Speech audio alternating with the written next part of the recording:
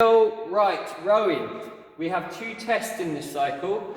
Both of them have an element of rowing in them. So people are not only going to improve their scores because they get fitter across this 6-week cycle, they're going to improve their scores even more so because we're going to make them more efficient and more effective rowers. So let's talk about how we're going to do that. Small point, as I'm getting into the rower. Try to keep as flat a foot as possible on the foot pad because it's going to increase our power in our leg drive to have a flat foot rather than going off the tiptoes.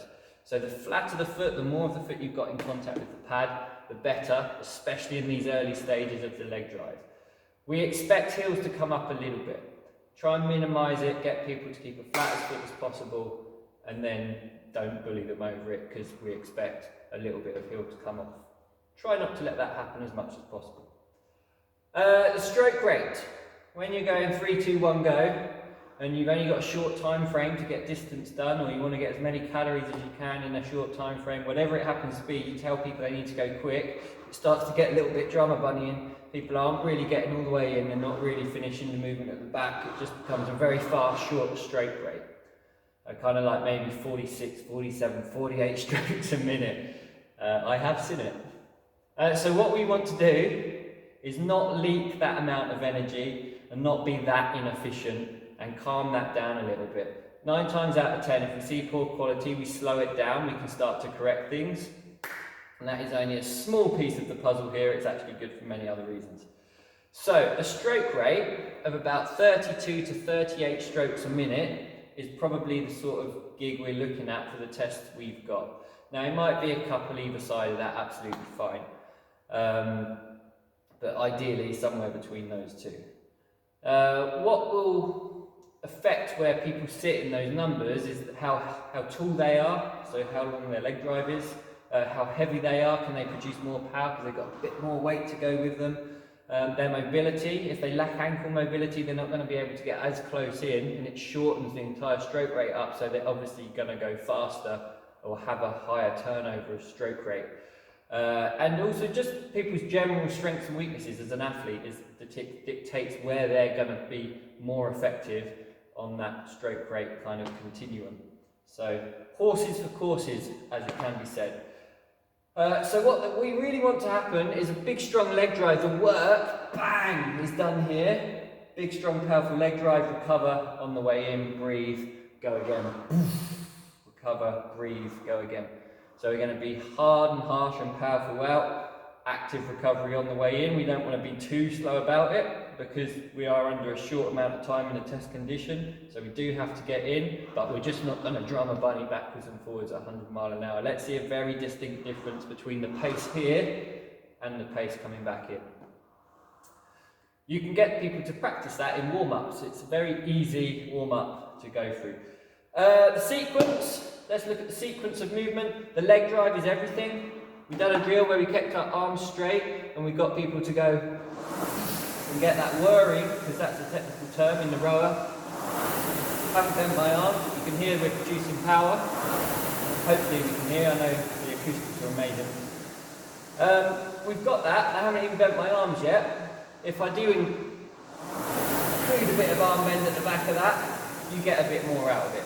So obviously the arms are important, but 90% of that is leg drive and a little lean back, and then this is the cherry on top. So leg drive without arm bend is another great gig to get people to do before their tests. Not before their tests, they've already done them, before their workouts, to get their mind into that habit basically. Sequence, leg drive. As that leg drive comes to an end, the legs are straightening up, lean back slightly, and then very, very finally, the pull to the belly button and just below the rib cage, absolutely fine. You'll see examples of people pulling up here and trying to get every last ounce out of the screen and the monitor and trying to do a calorie a stroke, and there's a time and a place for that, but it's not often. It's not often at all. For us, it's not. There's no time and a place in this cycle for that. We're going to be more effective and stronger and more powerful rowing to this position. So, posture's up. Flat as foot as possible, shoulders engaged, and we get to the full length we can without breaking and losing that posture. Strong leg drive. Start to lean back, pull into the belly button. The very first thing that happens is the handle starts to return. Then I start to sit taller, then my knees will take me back in. If the handle doesn't come back out first, I'm now creating a mountain with my knees that I need to take the handle over, and it distorts the chain, and I've become less effective on the rower, I'm less efficient, and it's wobbly at best. So we must go handle in, handle out, then we recover. Handle in, handle out, straight arms, now I recover and start to work my way back in. People are very good at that when you slow them down and you make a point of it. As soon as you turn your back and the clock's going, it probably won't happen anymore, and we'll revert to type and knees will start to go and we're going up and down and we've lost it. So try and reinforce it as much as possible, handle in, handle out, then return. Powerful leg drive, recover on the way in. Boom. It's an awful long video to talk about some very simple points, but it makes a huge difference, but it's also very, very hard to get people to adhere to that. So be patient, keep reinforcing it, try not to get frustrated. It's quite hard because they're all very simple points, but people have got their default rhythm and they don't like to go away from it.